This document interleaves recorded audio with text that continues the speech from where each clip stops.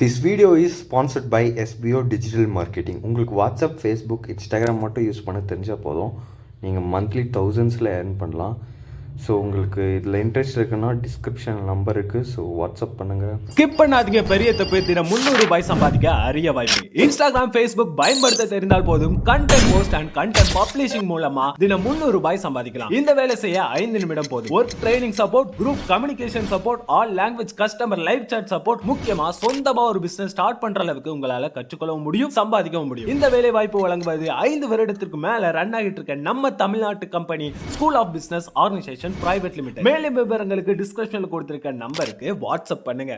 பிறக்கும் போது 2 தலைகளோட பிறந்த குழந்தைய பத்தி தெரியுமா? வாங்க சொல்றேன். 1783 மே மாதம் இந்தியால இருக்கிற பெங்கால்ல பிறந்த இந்த குழந்தைக்கு கார்னியோபாகஸ் பாராசிட்டிகஸ் அப்படிங்கிற அரிதான ஒரு பிறவி குறைபாடு பிரச்சனை இருந்திருக்கு. இதுல ஒரு தலை முழுமையா வளர்ச்சி அடைந்த அந்த பையனோட தலை, இன்னொரு தலை அந்த பையனோட ட்வின்னோட தலை. இது அந்த பையனோட தலைக்கு மேல அப்படியே தலைகீழ ஒட்டி இருந்திருக்கு.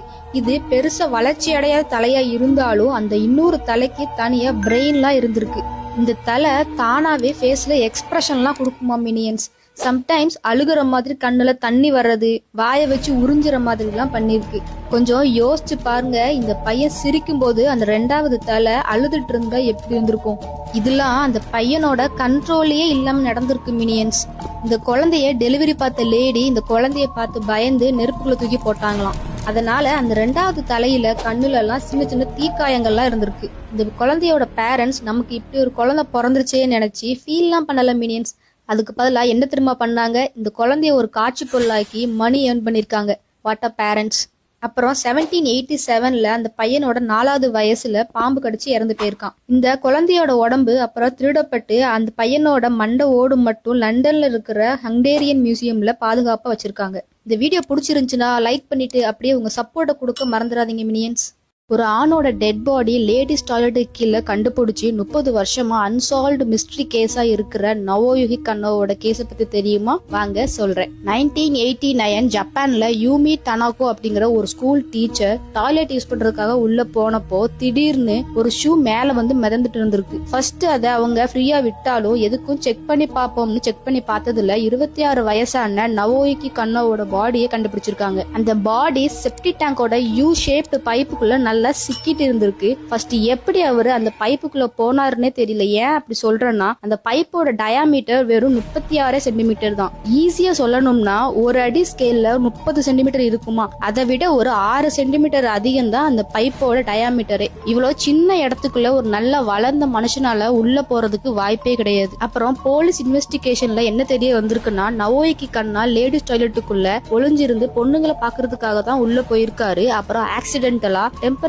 கம்மியாகி ஹைப்போதெர்மியா குழுல உறைஞ்சி இறந்துக்கலாம் அப்படின்னு போலீஸ் சொல்லிருக்காங்க. ஆனா லோக்கல்ல இருக்கிற மக்கள் நவோயுகி கன்னா ஒரு நல்ல பையனும் அவன் இப்படி பண்ணிருக்க வாய்ப்பு இல்லைன்னு சொல்லிருக்காங்க. உங்களுக்கு என்ன தோணுது மினியன்ஸ்? அவரு பொண்ணுங்களை பார்க்கதான் உள்ள போயிருப்பாருன்னு தோணுதா, இல்லன்னா வெளியில இருந்து யாராச்சும் அவர் பாடி உள்ள கொண்டு வந்து வச்சிருப்பாங்கன்னு தோணுதான்னு கமெண்ட்ல சொல்லுங்க. 69 குழந்தைகளை பெற்று அதிகமா குழந்தை பெற்றிருக்காங்கிற கின்னஸ் வேர்ல்ட் ரெக்கார்ட் வச்சிருக்கிற லேடியை பத்தி தெரியுமா? வாங்க சொல்றேன். இவங்க பேரு தான் வேலண்டினா வெசிலேவ். இவங்க 1707ல ரஷ்யால இருக்கிற ஷூயா அப்படிங்கிற பிளேஸ்ல தான் பிறக்குறாங்க.